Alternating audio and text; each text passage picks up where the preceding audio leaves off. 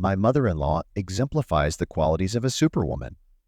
At the age of 42, her appearance is so remarkable that it elicits envy from those in their 20s.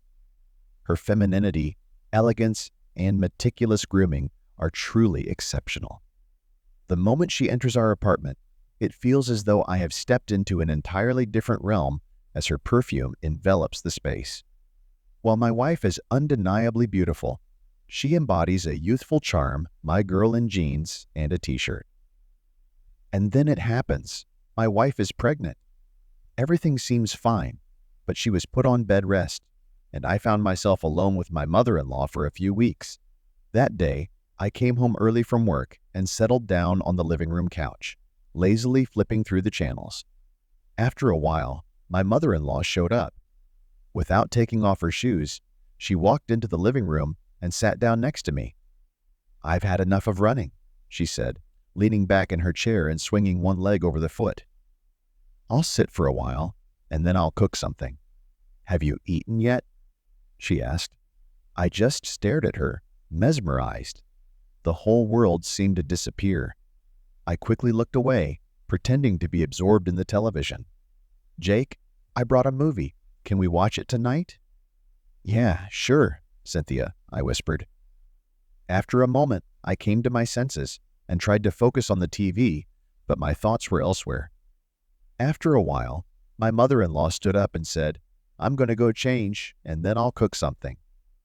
"Yes, of course, Cynthia," I replied, giving her a quick glance. But it didn't end there. Soon she returned. "Look, Jake, what I bought for Karen," she said from the doorway. "I want your opinion. Will she like it?" The short robe fit her slender figure perfectly. For a second, I even thought my wife was standing in front of me. The mention of my wife finally brought me to my senses. I complimented Cynthia on her excellent taste and told her that I thought Karen would like it. Fortunately, my mother-in-law did not test my patience further. She left the living room and started cooking. After a while, she called me over to the table. And what did I see? There was a bottle of whiskey on the table. "What's the occasion, Cynthia?" I asked. "It's been a long day at work, Jake. You need to relax." I didn't even bother to object, just nodded in agreement. We sat down at the table, talked about this and that, and drank together. Then, grinning, my mother-in-law asked, "Jake, aren't you having a hard time? Karen's in the hospital and you're all alone. You must be lonely, right?" "Yeah, I miss her a lot. I can't wait for her to come back," I replied. "So, Jake, if you ever need anything, just let me know. I'll help you in any way I can," she said, smiling slyly. "Thank you, Cynthia. You've already done a lot for us.